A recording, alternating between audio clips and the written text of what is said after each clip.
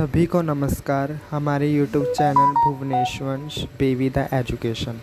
आज हमारी पहली कक्षा रहेगी जिसमें हम BA हिंदी ऑनर्स का पाठ्यक्रम DSC 6 द्वितीय सेमेस्टर सेकंड सेमेस्टर हिंदी निबंध एवं अन्य गद्य विधाओं को पढ़ेंगे, जिसमें हमारा आज का विषय है गद्य विधाओं का सामान्य परिचय। तो सबसे पहले आप हमारे चैनल को सब्सक्राइब कर लें, जिससे कि आने वाले पाठ्यक्रम की सूची आप सभी को प्रदान हो जाए और दी गई PDF आपको डिस्क्रिप्शन लिंक में मिल जाएगी। तो सबसे पहले हम यहाँ पर अपने गद्य विधाओं को हिंदी निबंध एवं अन्य गद्य विधाएं के पाठ्यक्रम को जान लेते हैं कि क्या क्या हमें द्वितीय सेमेस्टर में पढ़ना है।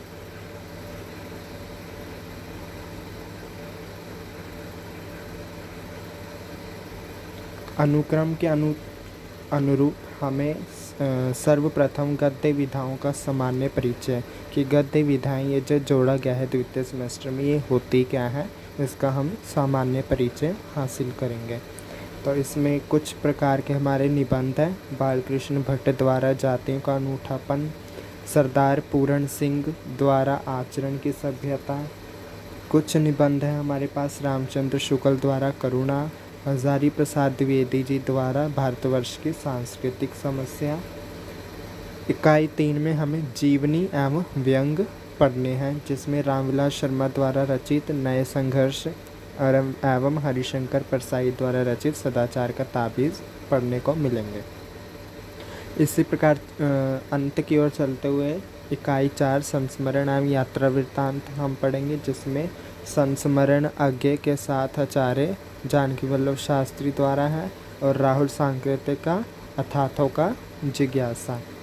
तो आज हम सर्वप्रथम गद्य विधाओं को सामान्य परिचय पढ़ेंगे कि गद्य विधाएं यात्रा वृत्तांत, निबंध, जीवनी ये सभी क्या होते हैं। गद्य विधाओं का सामान्य परिचय यह PDF आपको कक्षा के अंत में डिस्क्रिप्शन लिंक में मिल जाएगा। गद्य विधाओं का सामान्य परिचय। निबंध आधुनिक युग की एक सशक्त विद्या है, जिसका आरंभ 19वीं शती या 19वीं शताब्दी के उत्तरार्ध में माना जाता है। निबंध का अर्थ होता है भली भांति बांधना, कि किसी भी चीज़ को, किसी भी विधा को भली भांति बांधना निबंध कहलाता है। प्राचीन समय में मुद्रण प्रकाशन की व्यवस्था के अभाव में रचनाओं को भोजपत्रों आदि पर लिखकर बांध दिया जाता था और आज निबंध से तात्पर्य भावों, विचारों और शब्दों का निबंधन है। निबंध के विषय में आचार्य रामचंद्र शुक्ल ने कहा है कि गद्य यदि कवियों की कसौटी है तो निबंध गद्य की कसौटी है। भारतीय एवं पाश्चात्य विद्वानों में मानोतेन, जॉनसन, अलेक्जेंडर स्मिथ, प्रिस्टले आदि ने निबंध को परिभाषित किया है। बेन जॉनसन के अनुसार निबंध स्वच्छंद मन की वह तरंग है जिसमें तारतम्य और सुगठन ना होकर विशृंखलता की प्रधानता रहती है, कि जिसमें हम अपने विचारों के आदान प्रदान को स्वच्छंद होकर पूर्ण रूप से आज़ाद होकर कुछ पंक्तियों में बांधते हैं। अलेक्जेंडर स्मिथ के अनुसार निबंध एक प्रगति की भांति है, किसी भी व्यक्तिगत अनुभूति, मानसिक परिस्थिति विशेष से संबंधित रहता है। निबंध मानसिक स्थिति को केंद्रित करके लिखा जाता है, जिसमें सिल्क के कीड़े के चारों ओर कोकून पर घिर जाता है। इसी तरह ऑर्बन्स के अनुसार निबंध किसी सामयिक विषय पर लिखी गई एक सामान्य रचना है। भारतीय विद्वानों में आचार्य रामचंद्र शुक्ल, बाबू गुलाब राय, श्याम सुंदर दास आदि ने निबंध को परिभाषित किया है। आचार्य रामचंद्र शुक्ल ने निबंध के स्वरूप पर विस्तार से चर्चा करते हुए लिखा है कि संसार की हर एक बात और सब बातों से संबंध है अपने अपने मानसिक संगठन के अनुसार किसी का भी मन किसी संबंध सूत्र पर दौड़ पड़ता है। किसी पर यह संबंध सूत्र एक दूसरे से गुंदे हुए होते हैं। पत्तों के भीतर की नसों के समान चारों ओर एक जाल के रूप में फैले रहते हैं। तंत्र व चिंतक या दार्शनिक केवल अपने व्यापक सिद्धांतों के प्रतिपादन के लिए उपयोगी कुछ संबंध सूत्रों को पकड़कर किसी और सीधा चलता है और बीच के ब्यौरे में कहीं नहीं फंसता, पर निबंध अपने मन की प्रवृत्ति के अनुसार स्वच्छंद गति से इधर उधर फूटी हुई सूत्र शाखाओं पर विचरता रहती है। यही उसकी अर्थ संबंधी व्यक्तिगत विशेषता है। तो ये जो गद्य विधाओं का सामान्य परिचय, निबंध क्या है, किस प्रकार लिखा जाता है, किन किन श्रेणियों में निबंध को बांटा गया है, यह प्रश्न द्वितीय सेमेस्टर की परीक्षा में अत्यंत पूछे जा सकते हैं, अत्यधिक रूप से पूछे जाएंगे। इसी प्रकार निबंध की परिभाषा देते हुए आचार्य रामचंद्र श्याम सुंदर दास के अनुसार निबंध एक साहित्यिक ललित गद्य रचना है जिसमें लेखक किसी भाव या विचार अथवा वस्तु आदि वर्णन को सजीव शैली में प्रस्तुत करता है। निबंध के सभी गुणों से युक्त और स्पष्ट परिभाषा के रूप में बाबू गुलाब राय की परिभाषा भी प्रस्तुत है। उनकी परिभाषा कुछ इस प्रकार है। निबंध उस गद्य रचना को कहते हैं जिसमें एक सीमित आकार के भीतर किसी विषय का वर्णन या प्रतिपादन एक विशेष निजीपन, स्वच्छता, सौष्ठ्य और सजीवता तथा आवश्यक संगीत और संबद्धता के साथ किया गया है। इसी के साथ निबंध के विकास को 4 भागों में भी बांटा गया है। इनको 4 भागों में भारतेंदु युग, द्विवेदी युग, शुक्ल युग और शुक्लोत्तर युग के रूप में, शुक्लोत्तर अर्थात शुक्ल का उत्तर युग माना गया है। इनकी कुछ दिनांक, इनके जो तारीखें वो इस प्रकार है। जैसे भारतेंदु युग में सन 1850 से 1900 तक है, द्विवेदी युग सन 1900 से 1920, शुक्ल युग 1920 से 1940 और शुक्लोत्तर युग 1940 से आज तक आधुनिक काल में स्थित है। यहाँ पर कुछ हम भारतेंदु युग की निबंध के रूप में की गई व्यंग्यात्मक शैली को पढ़ेंगे, किस प्रकार उन्होंने निबंध को चर्चित किया।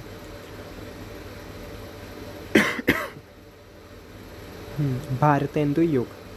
हिंदी निबंधों का सूत्रपात भारतेंदु युग में हुआ। वर्ण्य विषय की दृष्टि से इस युग के निबंधों में समाज सुधार, राष्ट्र प्रेम, अतीत के प्रति गौरव की भावना, विदेशी शासन के प्रति आक्रोश मिलता है।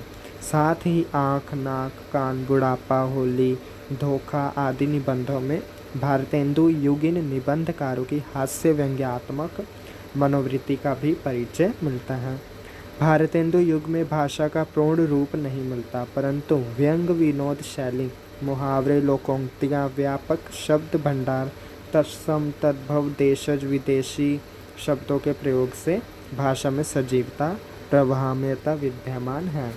भारतेंदु युग के निबंधकारों में भारतेंदु हरिश्चंद्र, प्रताप नारायण मिश्र, बालकृष्ण भट्ट, बद्रीनाथ नारायण चौधरी, प्रेमघन, लाला श्रीनिवास दास, बालमुकुंद गुप्त, अभिकांदत व्यास, राधाचरण गोस्वामी आदि सम्मिलित हैं। बालकृष्ण भट्ट और प्रताप नारायण मिश्र को आचार्य रामचंद्र शुक्ल ने हिंदी का स्टील और एडिसन कहा है। भारतेंदु ने जहां भारत की उन्नति कैसे हो सकती है, जातीय संगति, स्वर्ग में विचार सभा का अधिवेशन, 5वें पैगंबर आदि देश प्रेम और राजनीति से संबंध निबंध लिखे, तो बालकृष्ण भट्ट ने साहित्य जन समूह के हृदय का विकास है। चरित्र पालन, प्रतिभा कल्पना, आँख नाक आदि सामाजिक साहित्यिक भाव कल्पना, हास्य व्यंग से संबंध निबंधों की रचना की है। प्रताप नारायण मिश्र भी तीखे व्यंग के लिए प्रसिद्ध हैं। उनके निबंधों में बुढ़ापा, धोखा आदि हैं। उन्होंने शैव मूर्ति, विश्वास, नास्तिक जैसे गंभीर निबंध भी लिखे हैं। बाल मुकुंद गुप्त के शिव शंभू के चिट्ठे उनके देश प्रेम के परिचायक निबंध हैं। ये सब हुई बात हमारी भारतेंदु युग के द्वारा में चर्चित निबंध। अलग अलग साहित्य इतिहासकारों, कवि इतिहासकारों ने अलग अलग प्रकार से निबंधों को अपनी भाषा में परिभाषित किया और उन्हें लिखा। अब हम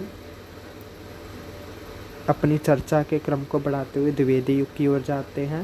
द्विवेदी युग निबंधों के विकास का दूसरा चरण है द्विवेदी युग, जो कि सन 1900 से 1900 में सरस्वती पत्रिका का प्रकाशन आरंभ हुआ था, जिसके संपादक महावीर प्रसाद द्विवेदी थे। उन्होंने इस पत्रिका के माध्यम से हिंदी भाषा और साहित्य के विकास में अपना अहम योगदान दिया है।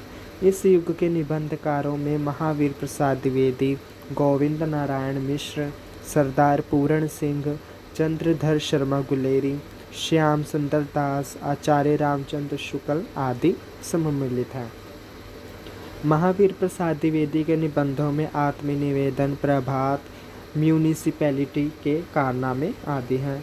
सरदार पूरण सिंह ने 6 निबंध लिखे हैं जो सामाजिक और नैतिक विषयों से संबंधित है। आचरण की सभ्यता, सच्ची वीरता, मजदूरी और प्रेम, पवित्रता, कन्यादान इनके प्रसिद्ध निबंध हैं। चंद्रधर शर्मा गुलेरी ने अपनी प्रौढ़ और परिष्कृत भाषा में निबंध लिखे हैं। कछुआ, धर्म, मारेसी, मोही, कुंठार इनके प्रसिद्ध निबंध हैं। आचार्य रामचंद्र शुक्ल के भय, क्रोध, ईर्ष्या, लोभ और प्रीति आदि निबंध इसी युग में प्रकाशित हुए। इस युग में समाज की विसंगतियों, धार्मिक पतन, राष्ट्रीय जागृति, अतीत गौरव से संबंध निबंधों की रचना हुई। भारतेंद्रीय युग के निबंधों में जहाँ पर्याप्त परिमाण में हास्य व्यंग्यात्मक शैली का प्रयोग हुआ, वहीं इस युग के निबंधों में यह कम ही दिखाई देता है। साथ ही इस युग में वर्णनात्मक, भावात्मक, विवरणात्मक, विचारात्मक आदि सभी शैलियों में निबंधों का प्रेरण हुआ। भाषा की दृष्टि से इस युग के निबंधों में खड़ी बोली का परिष्कृत और परिमार्जित रूप मिलता है। चर्चा के क्रम को बढ़ाते हुए अभी हमने भारतेंदु युग एवं द्विवेदी युग को पढ़ा। अब हम आगे पढ़ेंगे शुक्ल युग और उसके उपरांत शुक्लोत्तर युग। शुक्ल युग में आचार्य रामचंद्र शुक्ल का स्थान अक्षुण्ण है। उनके निबंधों में विचारों की प्रौढ़ता, चिंतन की मौलिकता और विश्लेषण की गहनता मिलती है। शुक्ल जी के निबंध में चिंतामणि भाग 1 और 2 में संकलित है। उनमें निबंधों को 3 वर्गों में विभाजित किया जा सकता है: भावों और मनोविकारों पर आधारित निबंध, शास्त्रीय निबंध और व्यावहारिक समीक्षा संबंधी निबंध। यह वह समय था जब कथा साहित्य में प्रेमचंद और काव्य में प्रसाद, निराला, पंत भी रचनाएं रच रहे थे। इन्होंने भी विभिन्न विषयों पर निबंध लिखे। इस युग में बाबू गुलाब राय प्रसाद, निराला, पदुमलाल, पुन्नालाल बख्शी, शांति प्रिय द्विवेदी, शिव पूजन सहाय, पांडे बेचन शर्मा उग्र आदि भी निबंध लेखन में सक्रिय थे। बाबू गुलाब राय द्वारा रचित ठलुआ, क्लब, मेरी असफलताएं, फिर निराश क्यों आदि प्रसिद्ध। पदुमलाल, पुनालाल बख्शी के निबंध पंचपात्र में संकलित। इनके निबंधों में भावुकता, आत्मीयता और व्यंग्यात्मकता मिलती है। बेचन शर्मा उग्र के निबंध भावात्मक है। बुढ़ापा, गाली आदि निबंधों में सामाजिक और आर्थिक विसंगतियों की अभिव्यक्ति मिलती है। इस युग में विषयानुकूल खड़ी बोली का परिष्कृत और परिमार्जित रूप हमें दिखाई देता है। चर्चा के विषय को आगे बढ़ाते हुए हम शुक्लोत्तर युग की ओर जाते हैं। शुक्लोत्तर युग। शुक्ल युग में वैचारिक निबंधों की प्रधानता रही, परंतु शुक्लोत्तर युग में समीक्षात्मक और ललित निबंधों की प्रधानता मिलती है। आचार्य हजारी प्रसाद द्विवेदी युग के प्रमुख निबंधकार हैं। इनके निबंधों में भारतीय संस्कृति, इतिहास, दर्शन, ज्योतिष आदि विषयों की परिव्याप्ति है। उनके निबंध संग्रहों में अशोक के फूल, विचार और वितर्क, कल्पलता, कुटज आदि प्रमुख हैं। समीक्षात्मक निबंधकारों में नंद दुलारे वाजपेयी का नाम विशेष रूप से उल्लेखनीय है। जयशंकर प्रसाद आधुनिक साहित्य, नया साहित्य, नए प्रश्न आदि में उनकी सूक्ष्म विश्लेषण दृष्टि का परिचय मिलता है।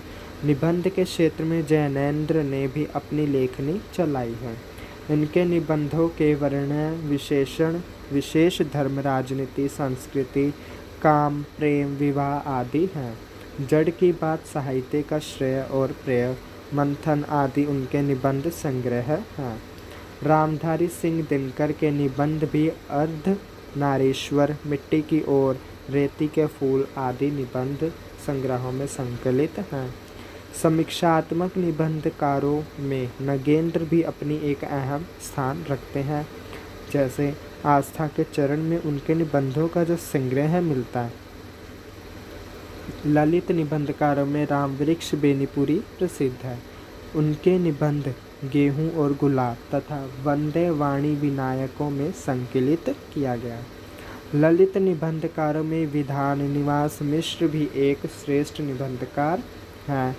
चितवन की छह, तुम चंदन हम पानी, मैंने सिल पहुँचाई, मेरे राम का मुकुट भीग रहा है आदि निबंध संकलनों में भारतीय संस्कृति की झलक स्पष्ट दिखती है।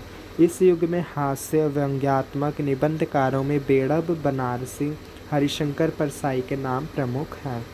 वर्तमान व्यंग्यकारों में नरेंद्र कोहली, शरद जोशी, केशव चंद्र वर्मा आदि ने व्यंग्य निबंधों की रचना की है।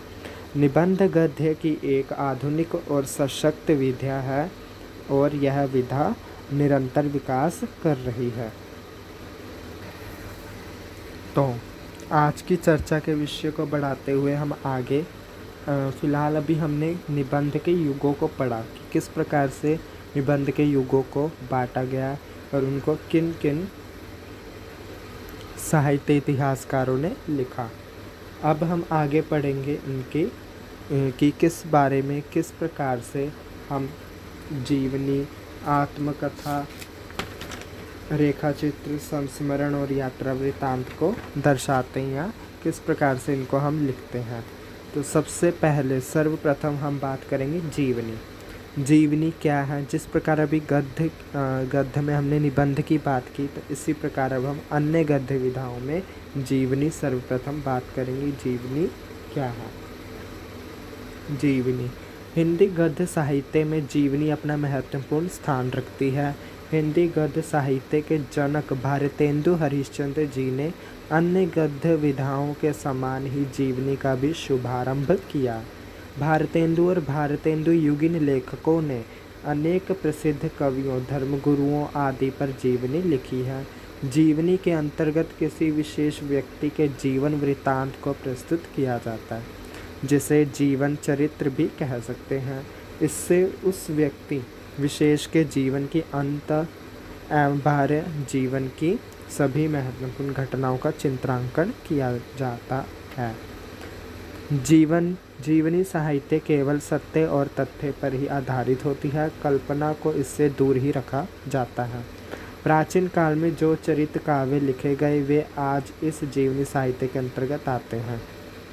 कुछ जीवनी साहित्य हमारे साहित्य इतिहासकारों द्वारा भी लिखी गई, कुछ कवियों द्वारा भी लिखी गई। और जीवनी जो हमने अपने जन्म से अंत मृत्यु तक पढ़ा या कुछ भी हमने अपनी क्या क्या हासिल किए पद, उनको हम इसमें लिखते हैं। कोई सी भी प्रकार की कल्पनात्मकता इसमें रचाई नहीं जाती।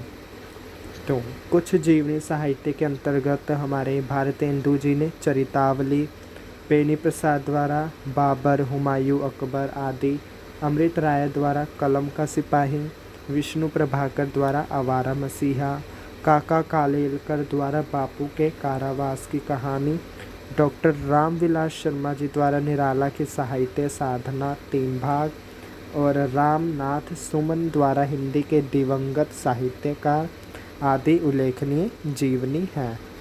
इसी के साथ आगे चलते हुए हम पढ़ेंगे आत्मकथा। आत्मकथा गद्य साहित्य का वह रूप है जिसमें कोई भी व्यक्ति अपने जीवन के बारे में वर्णन करता है। इस लेखन में निष्पक्षता और तटस्थता जैसे गुणों की आवश्यकता रहती है।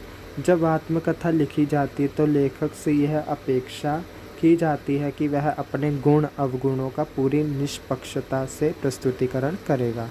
हिंदी साहित्य में आत्मकथा का प्रारंभ बनारसी दास जैन कृत अर्धकथानक से हुआ। अभिज्ञानंद व्यास के द्वारा निज वृत्तांत, सत्यदेव जी परिव्राजक द्वारा स्वतंत्रता की खोज, भारतेंदु द्वारा कुछ आप बीती कुछ जग बीती, श्याम सुंदर दास द्वारा मेरी आत्म कहानी, वियोगी हरि द्वारा मेरी जीवन प्रवाह और पांडे बेचन शर्मा उग्र द्वारा अपनी खबर, राहुल सांकृतिक द्वारा मेरी जीवन यात्रा, जिसमें इसे हम जीवन में यात्रा वृतांत भी कह सकते हैं, आदि उल्लेखनीय आत्मकथाएं रही हैं। इसी प्रकार आगे चलते हुए अन्य गद्य विधाएं का तीसरा चरण या तीसरा रूप आता है हमारे पास रेखाचित्र।